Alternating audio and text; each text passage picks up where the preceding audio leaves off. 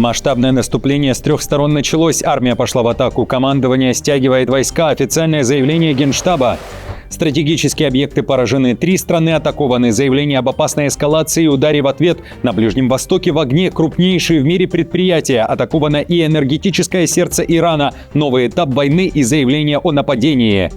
Путина призвали сдаться и уйти. Заявление об аресте и нелегитимности главы Кремля. Громкий скандал в России, который уже вышел далеко за пределы страны. Кто пошел против Москвы? Резонансное заявление.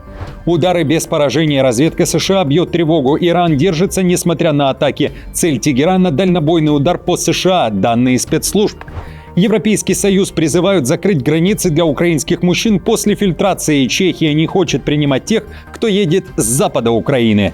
Направление ударных сил России. Огонь с флота РФ. Зеленский начал борьбу против Гитлера. Ликвидация командира подразделения. Москва обратилась к Варшаве и Киеву, а Минздрав РФ к женщинам. Не хочешь детей — отправят к психологу. Как решили давить? Об этом и не только. Досмотрите.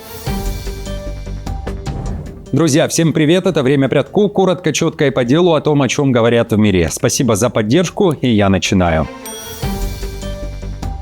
Европейский Союз призывают закрыть границы для украинских мужчин. Чехия готовится резко закрутить гайки для украинских беженцев, и последствия могут быть серьезными. Министр внутренних дел Любомир Метнар продвигает жесткий сценарий пересмотра правил. Под удар могут попасть трудоспособные мужчины призывного возраста и отдельный акцент – мужчины из западной части Украины, которую считают относительно безопасной. Фактически речь идет о сужении самой системы временной защиты. Но ключевая проблема, о которой говорит министр МВД – Чехия не может принять такое решение в одиночку. Все изменения возможны только на уровне всего Евросоюза. Именно поэтому Прага уже начала переговоры и пытается собрать коалицию сторонников. В Чехии заявляют о росте давления. В стране уже более 400 тысяч украинских беженцев, и поток продолжается. Власти открыто признают, ресурсы на пределе, и дальше так тянуть невозможно. Дополнительный аргумент, который озвучивает Метнар – Украине нужны мужчины для восстановления страны и потенциальной мобилизации. Но бизнес предупреждает, если украинцы массово уедут, экономика Чехии может получить серьезный удар.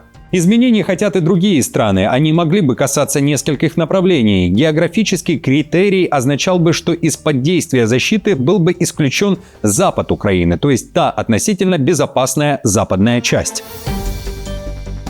Гитлер против Зеленского. Во французском Арси-сюр-Об второй тур выборов мэра превратился в медийный взрыв. Действующий 75-летний мэр Шарль Гитлер снова в гонке, а один из его главных оппонентов – 28-летний Антуан Рено Зеленский. Соцсети уже кипят мемами о битве якобы немецкого диктатора против президента Украины, а жители городка с населением менее 3000 человек внимательно следят за этой необычной гонкой, впрочем, как и весь мир. Зеленский рад резонансу, а на вопросы, не родственник ли он украинскому президенту, отвечают, что нет. А фамилия у него от матери польки. Ну а Гитлер заявляет, что гордится своей фамилией и уже привык к острым шуткам в свой адрес, но во время избирательной кампании все вышло из-под контроля. Цитирую. «Всю мою жизнь время от времени шутят над моей фамилией. Иногда люди рисовали усы на моих предвыборных плакатах. Это никогда не было большой проблемой, но теперь это вышло из-под контроля. Я видел онлайн-статьи с заголовками вроде «37% жителей Арси – гитлеровцы. Моя жена в слезах».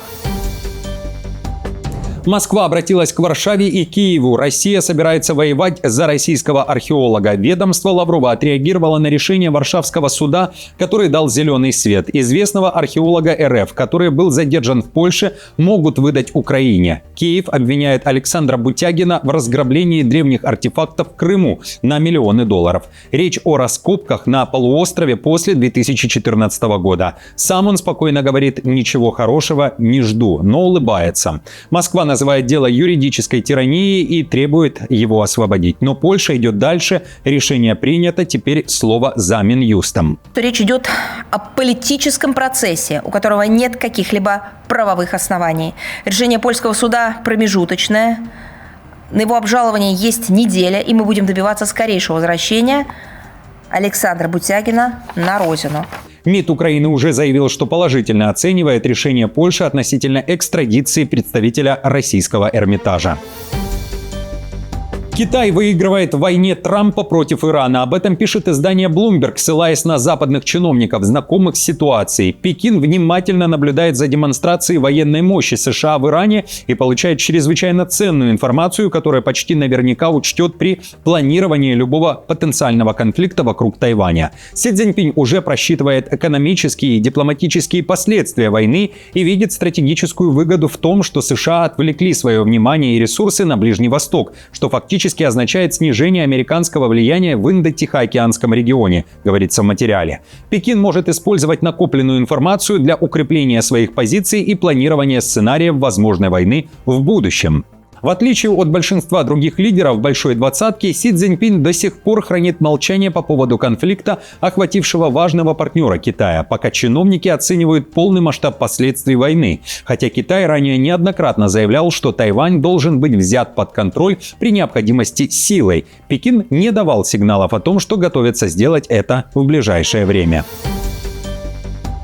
Яблоком раздора для Трампа и Нетаньяху может оказаться финал войны в Иране. Вашингтон и Иерусалим пока демонстрируют единство, но под поверхностью уже нарастает возможный раскол, пишет издание Axios. В Белом доме прямо признают, цели США и Израиля по Ирану начинают расходиться, и это может определить конец войны. Трамп нацелен на ограниченную победу, уничтожить ракетную и ядерную программу и выйти из конфликта. Нетаньяху же, по сути, играет на максималках, пишут автор материала. Разница в подходах критично. США хотят стабильности и контролируемого исхода. Израиль готов идти через эскалацию и хаос. И это уже проявилось. Вашингтон фактически одернул Израиль после ударов по нефтяной инфраструктуре Тегерана, опасаясь глобального энергетического кризиса. Старшие официальные лица США говорят, что хотя Трамп рассматривал бы смену режима как бонус, он намерен завершить войну, когда будут достигнуты его основные военные цели – уничтожение ракетной программы Ирана, ядерной программы флота и финансирование прокси-групп. У Израиля другие приоритеты, и мы это знаем, сказал официальный представитель Белого дома. В то же время США и Израиль нанесли сокрушительный удар по стратегическому объекту. По данным Ирана, впервые атаковано энергетическое сердце Тегерана, и это уже новая фаза войны. Иранское государственное телевидение сообщило, что в результате авиаудара была поражена часть гигантского газового месторождения Южный Парс, а также объекты нефтяной промышленности в Эссалуе. Иран пообещал нанести ответный удар и атаковать цели противника, которые ранее считались безопасными. В США уверяют, что не они наносили удар по этому объекту, пишет CNN со ссылкой на американских чиновников, которые обвинили во всем Израиль. Кроме того, Израиль нанес удары по объектам города Бендер-Энзели, крупнейшего иранского порта на берегу Каспийского моря. А Тегеран уже взрывается от ярости. Сначала прозвучали угрозы ударить по нефтяным объектам стран Персидского залива. В Иране прямо заявляют, красные линии стерты, и теперь у них развязаны руки для жесткого ответа. Это серьезное предупреждение тем, кто ответственен за атаку на часть топливной и энергетической инфраструктуры Ирана на юге страны. В ответ топливные, энергетические и газовые объекты, являющиеся источником атаки, будут подожжены и превращены в пепел при первой же возможности. Уже после этого Иран совершил массированную атаку. Под ударом оказались объекты в 3 странах. Полыхало в Бахрейне, Катаре и в столице Саудовской Аравии Эр-Рияде. В Катаре был поражен крупнейший в мире объект нефтегазовой компании в Рас-Лафане. Заводу был причинен значительный ущерб. Катар уже заявил о нападении. В официальном заявлении говорится об опасной эскалации. В Дохе заявили, что не участвуют в конфликте, но Тегеран продолжает атаковать страны региона, подрывая безопасность и толкая ситуацию к кризису. Катар предупредил, что оставляет за собой право на ответ. Министерство вновь заявляет, что государство Катар сохраняет за собой право на ответ в соответствии со статьей 51 Устава ООН, а также в рамках международного права на самооборону, подчеркивая, что не будет колебаться в принятии всех необходимых мер для защиты своего суверенитета, безопасности и безопасности своих граждан и резидентов на своей территории. Трамп тем временем стоит перед самым опасным выбором. Речь о вводе войск и начале наземной операции в Иране с целью захватить ядерные материалы. Об этом пишет CBS News, уточняя, что решение до сих пор не принято. На столе у Трампа несколько сценариев войны, включая прямую наземную операцию с огромными рисками. Проблема в том, что США даже не знают точно, где находится около 400 килограммов обогащенного урана. Эксперты предупреждают, уничтожить ядерную программу силой почти невозможно, а доступ к урану может потребовать долгой и опасной наземной операции, говорится в материале. Генеральный директор МАГАТЭ Рафаэль Гросси заявил в среду, что сомневается в возможности уничтожить ядерную программу военными средствами, поскольку это огромная программа, построенная десятилетиями и разбросанная по множеству объектов. Иран очень большая страна с развитой промышленной базой, сказал Гросси журналистам. В то же время в Сенате вспыхнул скандал. Трампа обвиняют в раздувании так называемой неминуемой угрозы со стороны Ирана, которой, по данным разведки, не было. Еще жестче звучит прогноз: без давления Иран может дотянуться ракетами до самих США. При этом американская разведка признает, Вашингтон бьет по Ирану, но режим все еще держится, заявила директор нацразведки Тулси Габбард. Разведсообщество считает, что режим в Иране, по-видимому, остается у власти, но значительно ослаблен из-за ударов по его руководству и военным возможностям. Его способность к проецированию обычной военной силы в значительной степени уничтожена, что оставляет ему ограниченные варианты действий. Стратегическое положение Ирана значительно ухудшилось. Иран также сейчас говорит о разведке, но о ее потерях. Тегеран накануне признал гибель министра разведки Ирана. Исмаил Хатиб был убит в результате израильского удара по столице Ирана. Израиль же заявил, что ударил по еще одной важной для Иерусалима цели. Убит командир подразделения дивизии имама Хусейна Хасан Али Марван спустя неделю после гибели его предшественника, заявляет Сахал. Марван отвечал за координацию действий между дивизией и высокопоставленными военными представителями как террористической организации Хезболла, так и сил Кудс. Кроме того, он руководил запуском ракет, беспилотных летательных аппаратов и снарядов по территории государства Израиль и по подразделениям Цахала, действующим на юге Ливана.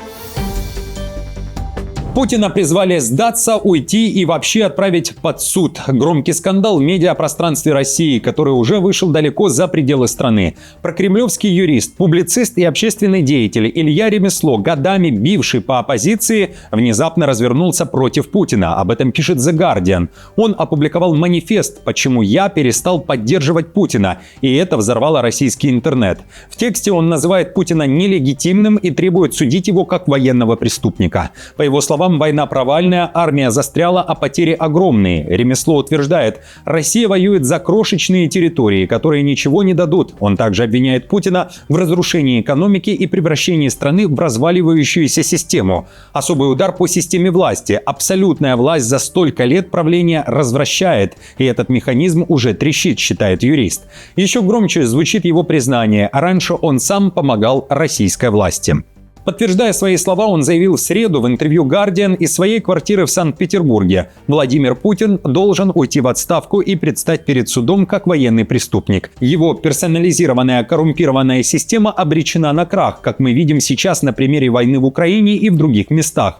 Армия не продвигается в Украине, война зашла в тупик, потери огромные. Мы воюем за крошечные территории, которые в итоге не дадут России ничего. Силовики, по словам Ремесло, уже требуют удалить посты, что он воспринимает как панику системы. Даже оппозиция в шоке. Такие заявления в России обычно заканчиваются тюрьмой. Некоторые подозревают провокацию или игру Кремля перед началом выборов в Госдуме. Другие – личный срыв. Активно на события реагируют Z-блогеры, и эта реакция абсолютно разная. Кто-то встречает слова Ремесло молчанием, кто-то называет Ремесло агентом Запада и призывает сплотиться вокруг Путина. Наступление началось. Армия РФ пошла в атаку. Под прикрытием тумана штурм позиций ВСУ начался. Об этом заявляют в Украине. Внезапное весенне-летнее наступление стартовало с 3 направлений. Самые горячие участки – Добропольская, Покровская и Гуляйпольская. При этом командующие силами беспилотных систем Роберт Мадяр-Бровди заявляют, что первые атаки отбиты. А защитники на земле были непревзойденными. Ни одного участка за сутки на вышеупомянутом отрезке противник не продавил. Россия экстренно стягивает войска на юге страны. Опять же, уверяют ВСУ, армия РФ наращивает группировку, переброшена морская пехота. Также резко выросло применение дронов с 300 до примерно 500. Из-за чего так называемая килл-зона растянулась до 20 километров. Удары все чаще направлены по логистике ВСУ. То есть развитие событий на юге будет таким, что враг продолжит атаковать, используя как малые штурмовые пехотные группы, так и, возможно, тактику механизированных колонн. Цель – расширить килл-зону, когда дроны типа «Молния» работают как матка, а с них запускаются FPV-дроны для ударов на дальние расстояния. Такая тактика реально применяется. В российском Минобороны при этом также говорят о продвижении. Накануне Белоусов заявил, что флаг поднят над одним из населенных пунктов Донецкой области. Путин направляет ударные силы. Россия разрабатывает программу жесткого ответа на охоту Европы на российский теневой флот. Об этом заявили в Кремле. Помощник Путина Патрушев заявил, атаки на суда, включая удар по Арктик Метагаз, это уже фактически морской терроризм. На этом фоне Россия собирается перейти к силовому сценарию защиты своих грузов, говорит Патрушев. Рассматривается размещение мобильных огневых групп и средств защиты прямо на торговых судах. Ключевой шаг – удар флота РФ, в частности конвоирование судов кораблями военно-морского флота, то есть полноценное военное сопровождение. Речь идет о готовности направить ударные силы для защиты морской торговли. Цитирую. Сейчас также прорабатывается размещение на судах специальных средств защиты, предусматриваются меры по конвоированию торгового флота кораблями ВМФ. Все чаще отмечаем, что политико-дипломатические и правовые меры далеко не всегда срабатывают для противодействия развернутой Западом кампании против российского судоходства. Не хочешь детей – иди к психологу. Минздрав России утвердил новые рекомендации, которые резко поднимают градус вокруг темы личного выбора. Теперь, если женщина в возрасте 18-49 лет во время диспансеризации заявляет, что не планирует иметь детей, ее направят к медицинскому психологу. Это прямо следует из обновленных методических рекомендаций по репродуктивному скринингу. Согласно документу, психолог необходим, чтобы сформировать у женщины так называемые положительные установки на рождение детей. Цитирую. При указании 0 на вопрос 61-й анамнестической анкеты «Сколько детей вы бы хотели иметь, включая родившихся?», рекомендовано направить пациентку на консультацию медицинского психолога с целью формирования у нее положительных установок на рождение детей.